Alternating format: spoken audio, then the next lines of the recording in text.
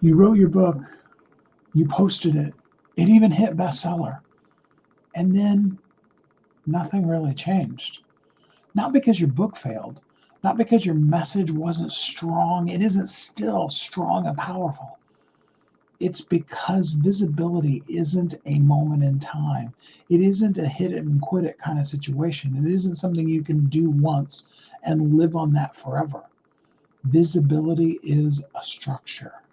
Today, I want to show you the part no one explains, and that's why good books, great books like yours, go quiet, why they may have even gotten some noise and then went quiet again, and what actually keeps them visible to the people who are searching for books exactly like yours.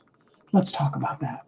Hi, my name is Steve Kidd. I'm a third generation minister, international best-selling author of 40 books and counting. Over the course of the last 40 years in business, I've had the amazing privilege of working with more than 5,000 authors, helping them everywhere in the process from writing, publishing, marketing their books to bestseller, but most importantly, all the things that it takes for you to be visible and valuable continuously. Marketing is about an ongoing process of letting people know you exist. Let me give you a perfect example. Okay, how many of you are old enough that you remember Tab Cola? You know, it was a diet soft drink way before Diet Coke and things like that. It was kind of like the premier diet drink. Now, when was the last time you ordered or saw somebody that had a Tab? Think about that for a minute, okay? Um, it was huge and it had commercials, it had celebrity endorsements. Um, it was at most restaurants that you went to.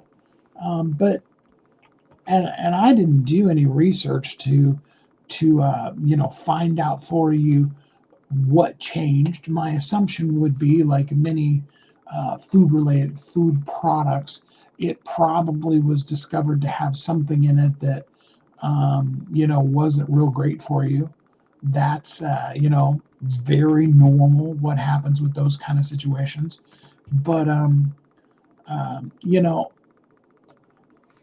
whatever the case may be, it stopped being exposed. It stopped being marketed, and nobody does it anymore. Okay.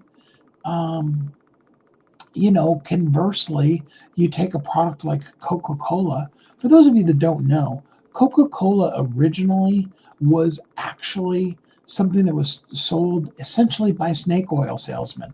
It was sold by roving quote unquote doctors who had cures for all kinds of things, and they could cure cancer with this thing and blah, blah, blah, and blah, blah, blah. And, since anybody knows if you get well, for example, if somebody eggs your house or your store or what have you, the best way to get that rotted, baked on egg off of it is Coca-Cola.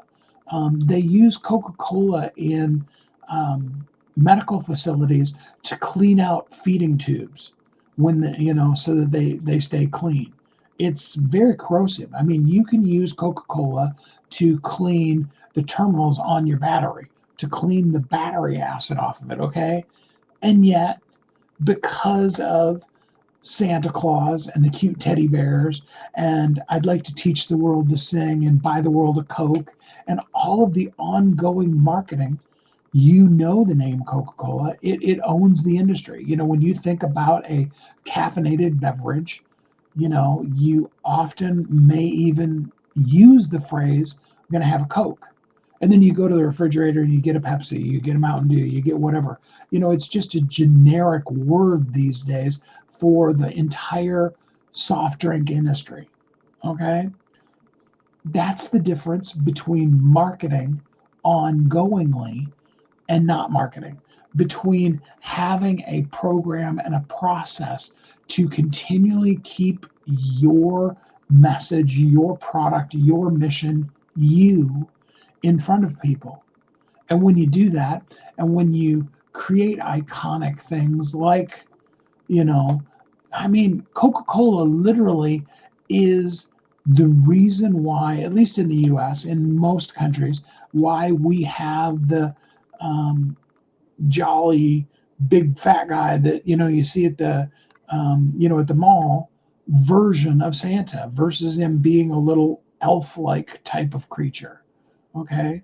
And yes, you could also talk about the whole Saint Nicholas and those kind of things. And I understand that. And I'm not going to go deep into the Santa Claus stuff. But what I'm saying is the classic, iconic Santa Claus picture that we think of when we think of Santa Claus these days was started by Coca-Cola. It was part of their marketing program. Now they moved away from that one and they moved more towards, the really cute polar bears and stuff. But it's just those kind of things. That is ongoing marketing. On the other hand, bestseller, I got a book I wrote about this in case you guys haven't heard about it. Bestseller is only the beginning. Bestseller is a launch strategy. Bestseller is what your book should reach in the first couple of days. Yesterday we showed you 2 books that made it to bestseller. And technically, hey Razia, glad to have you here with us. And technically, we have a third one that made it to bestseller today, the Whole Pie book by Andy Clark. It's just one of those kind of things. It's what we do, and that is a system to get you onto Amazon's. Now, I've talked to people and they're like, "Well, that's gaming the system, blah blah blah," those kind of things. But it's understanding the algorithm. Okay, SEO for your website is about knowing how the search engine comes in and categorizes and then shows back up the relevant content for the searches you've done. That's how a search engine works. And that's based on your keywords, your categories, your meta tags, those kind of things. These days, you also have the capability to, I'm excited, I've got an actually call, I'm working with a guy to bring some of those to light for the things that I do. And you want to have essentially the SEO that's driven for AI so that when somebody searches what you do, the little prompt up at the top that gives the answer, the more clearly articulated, here's the answer you're looking for the question you asked, kind of thing, which is AI driven, right at the top. You want yours to be in there. That's optimizing your content for a search or a search engine. And the same thing's true on Amazon, because ultimately Amazon's a search engine. You got to optimize your book and then you use it.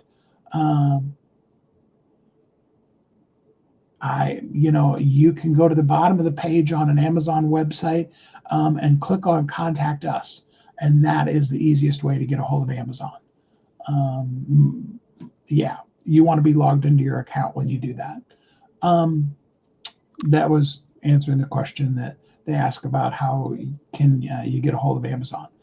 So bestseller, it's a moment in time. And then getting on the bestseller list is that.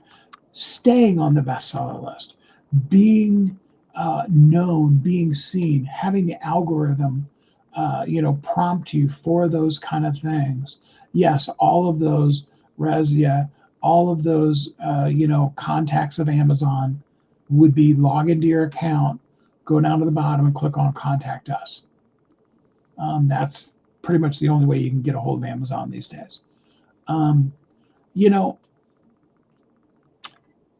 Beyond bestseller is visibility.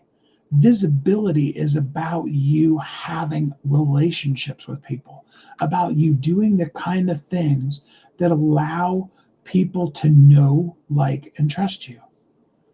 You see, being on Amazon, is a great place to start. But if nobody knows you're there, okay, let's even back up a step from that. If Amazon doesn't see that people know you're there, okay, meaning that they're buying your book, they're reviewing your book, that your book has constant traffic to that page, meaning, it starts off with even just people looking you up, and then secondarily buying your book, and then thirdly coming back and giving a real legit review. I loved this. I hated it. Whatever. I mean, you're better off algorithmically. Okay, I know it doesn't feel good. I've had some bad reviews written about some of my books too. You're better off algorithmically, though, to have people come in and write bad reviews about your book than you are to have nobody ever reviewed your book. Now, if you have only bad reviews, long term, that's going to really massively affect you. And there's a whole bunch of things we can talk about to do with that, which is not what we're talking about today. But ultimately, that's where you've got to be. You've got to have that. And then Google and AI and all the other types of search engines, having that content already top of mind in Amazon is what it takes for the search engine to then be able to say, oh, hey, yeah, this book is the answer to that question. Now, there's an important part in here, and I haven't taught this for a while, and it hit me even as I was just saying this. That's why your book needs to be very specific. You take a point, you make it really clear, you give them a clear action off of that one point. Why? Because neither Amazon nor any of the search engines nor AI has the capability of saying, chapter 10 of this 25 chapter book has exactly the answer to your question. They don't typically. There are some things you can do. If you've got that long book, we could talk about that. There's some things you could do to actually have that content from chapter 10 be top of mind in the search engine and in AI's world. But just generically speaking, even having, the 4 agreements level of popular book. I mean, the 4 agreements has I forget what, don't quote me on this, but it has 40 million copies that have sold, or maybe it's 25 million and it's 44 languages or something like that. I mean, just tons and tons and tons of people that have it. But even with that, you've got to feed the specific content of that, and that's different. Or you write a very focused book that answers one specific question, and when you get to question number 2, that's a second book. And then that does actually feed the algorithm for Amazon, for Google, for AI, for those kind of things. But momentum only happens when 3 things stay active. This is ongoingly. Okay. Number 1 is reviews. Okay. Because reviews keep your trust up. People can look and they can say, oh, yeah, hey, other people liked this book too. So maybe, that's when people find you. I don't understand the question was about, so that means I can sell a book. Yes, you could, whether it's a book you've written or a book you bought, you can sell books on Amazon or on eBay. That would be a deeper question. If you want to go to Ask Steve Kidd or shoot me a DM, I can totally help you in more detail with your book. Assuming that you're saying you have a book, I'd love to help you with that. So the reviews keep the trust up. The ongoing exposure, meaning people are seeing your book, is what's going to keep your signal alive, so that people, potentially are going to buy it. Ongoing marketing is what does those 2 things. It's what keeps it top of mind. It's what keeps reviews coming in. It's what keeps your exposure signal alive. Those are kind of things. Not about hype, not about, trying to do some amazing thing to impress the whole world. It's just simply about setting your book up so that the people who need it can get it. So that when they're looking for it, your book is what's found. It's not about performance or pitching or being the world's greatest salesperson or any of those kind of things. It's just purely about having an ongoing plan for marketing. What is a popular book? Well, it depends on your definition of popular, but, obviously you take books like Think and Grow Rich, The 4 Agreements, Brene Brown's Daring Greatly. Those are widely recognized, hugely popular books. My most popular book, if you're talking specifically, would be Bestseller is Only the Beginning. And it's, last I looked, it was number 5 in its category. For a children's book, you're still going to be looking at the classics, really.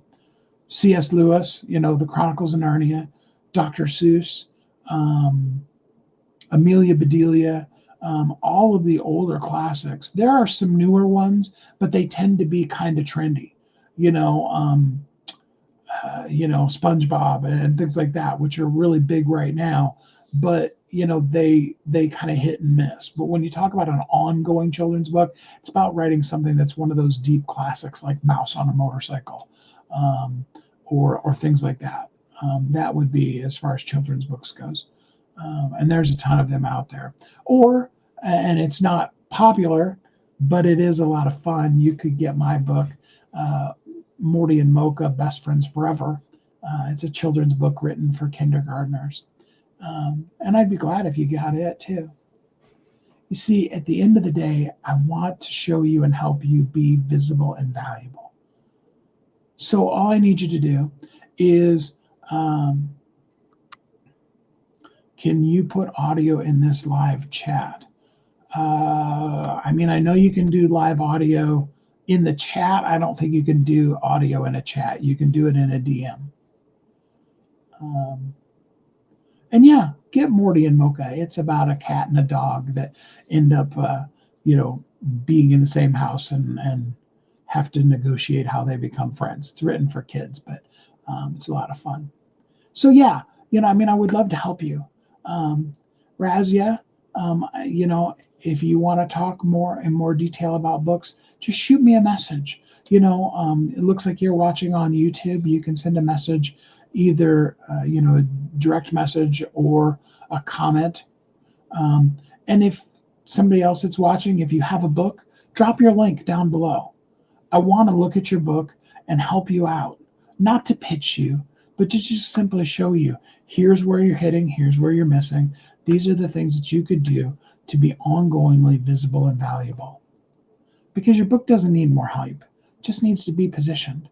You just need the system to work for you, not so you can convince the world, but so that you can be visible to the right somebody, that somebody that's aligned with what you're doing and is looking for what you do in the world.